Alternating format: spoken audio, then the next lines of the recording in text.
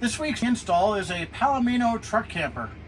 The customer's goal was to be able to fit as much battery power and solar on it as possible so that he can spend as much time off grid as he can. Come along and check it out and we'll show you what all we did.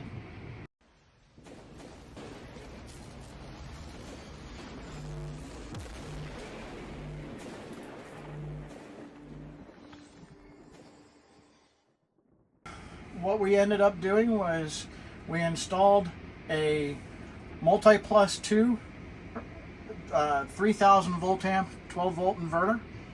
We did a 50 amp Orion XS DC to DC charge controller.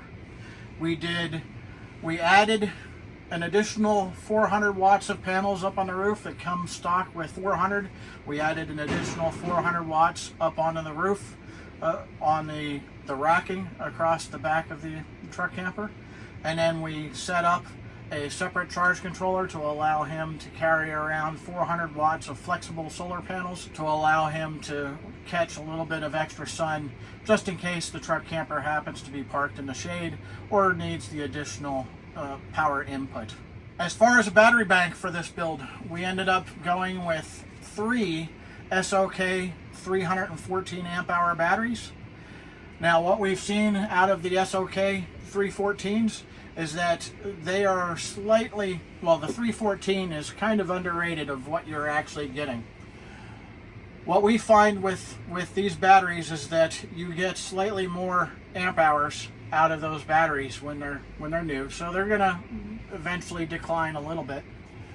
But currently in this truck camper we have a total of 980 amp hours of usable power stored within those 3 batteries for a mid-sized truck camper. The way we accomplish that, if you've looked up the model number of this truck camper, you're not going to see this cabinet right here. We built out this cabinet. It used to be just a straight wall coming out right here.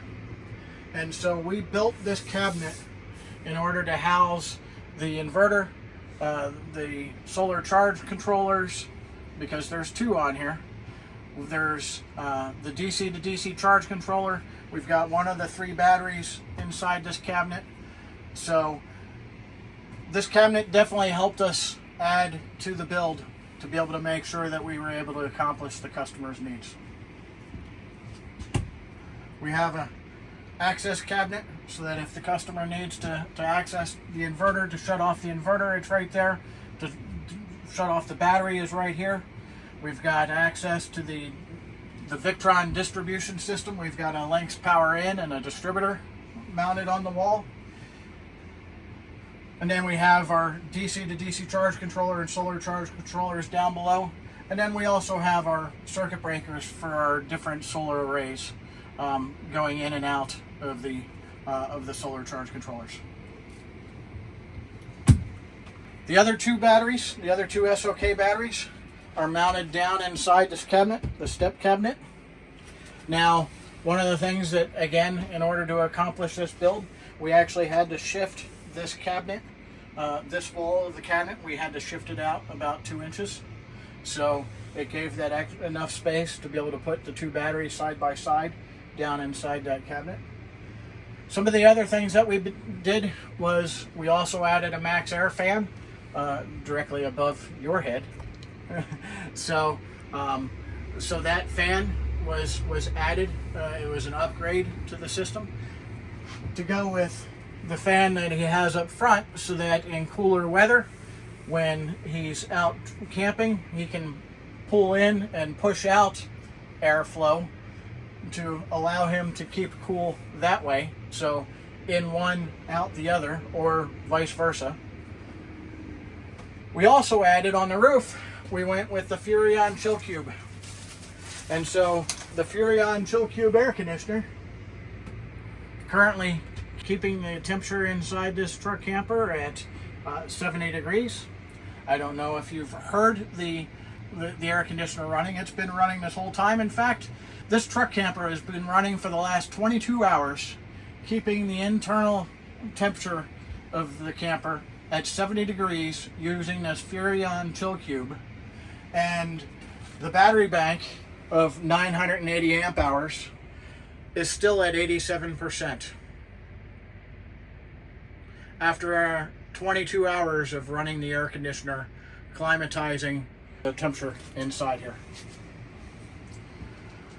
When you look at the usage total of this system, if we were to go into the battery specs and look at the details for the battery, out of 980 amp hours, we currently have 855 amp hours remaining of stored power after running almost 24 hours.